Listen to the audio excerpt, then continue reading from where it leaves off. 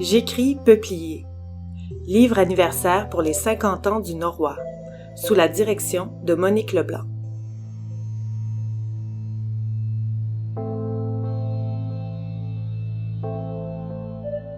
Nous ne regardons pas un paysage, nous le lisons. Partie 4. En ordre de lecture, des poèmes de Claude Beausoleil, Michael Delisle, Pierre Neveu, Jacques Rancourt, Monique Adam, Nicole Brossard, Louise Warren, Mathieu Simoneau, Andréane Frenette-Vallière et Marie Bellil. Lu par Gabrielle Giasson-Dulude.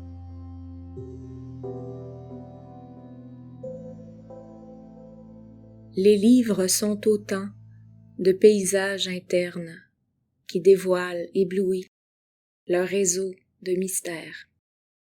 Et je regarde enfin, les mots s'ajustent, envolent quand parfois les scènes comme des outrances présupposent la beauté.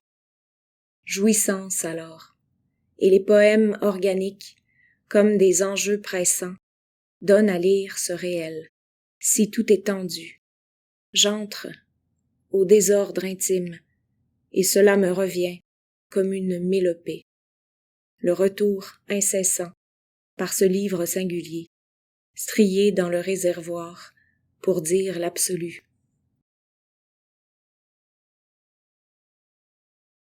Sache qu'on glisse dans un espace où les tourments ne m'atteignent pas.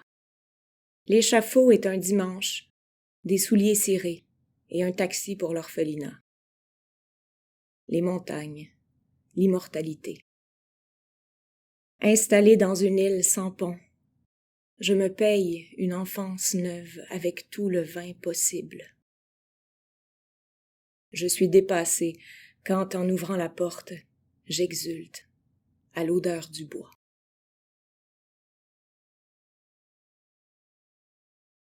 J'avance sur une terre qui ne m'appartient pas. Je mesure des bosquets condamnés. Je trace des limites déchirantes qui échappent encore aux habitants des lieux.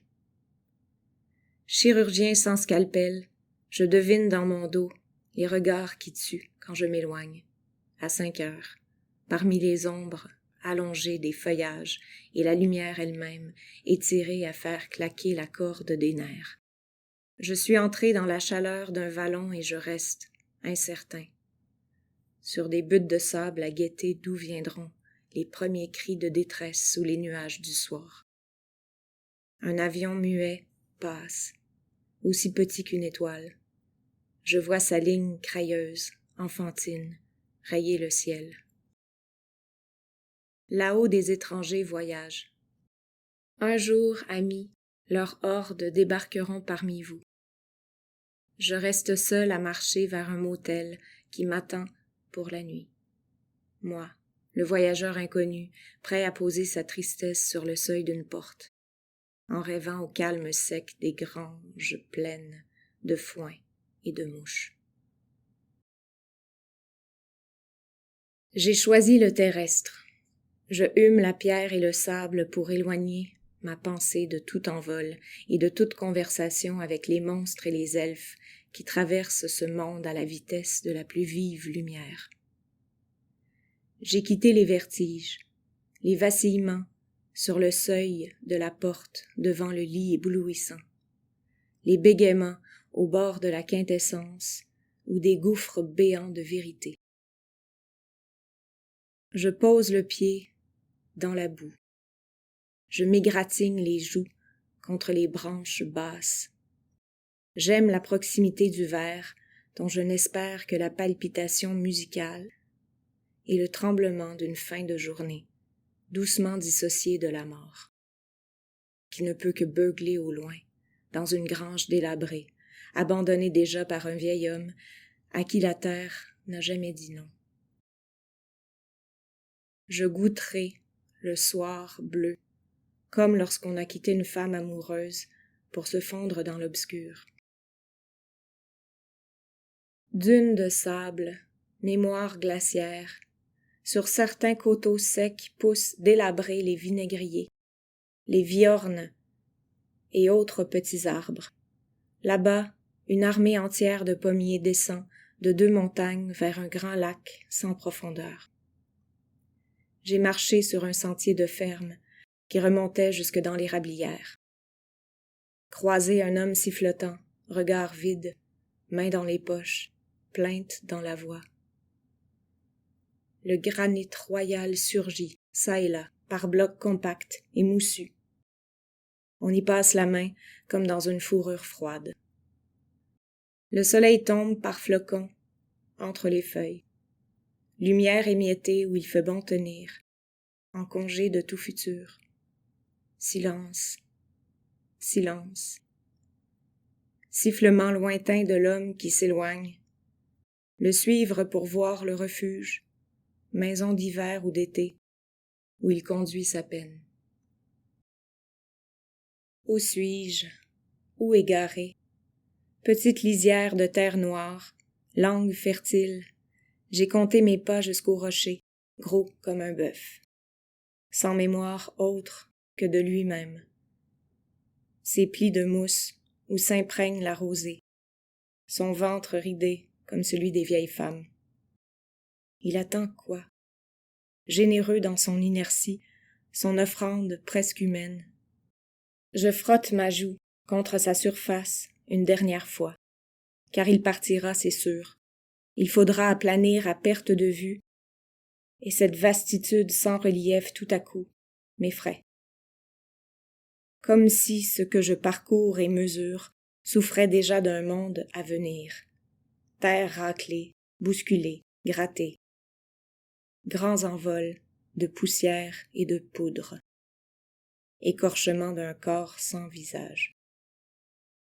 Je glisse ma main sur le rocher, bête docile, prête pour les grands travaux. Je contemple en moi-même l'avenir horizontal, comme un hiver qui serait sans neige, tout en terre dure et en feuillage de fer.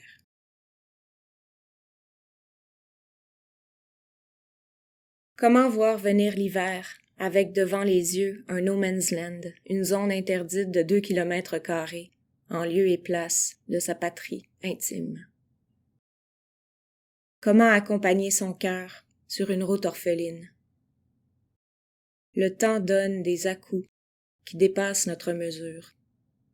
Et pourtant, nous sommes là, et mystérieusement, nous nous attendons déjà, nous-mêmes, plus loin.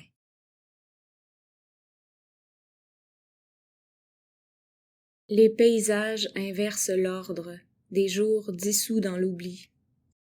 Se lève le voile de cette cage, jeté comme une grenade.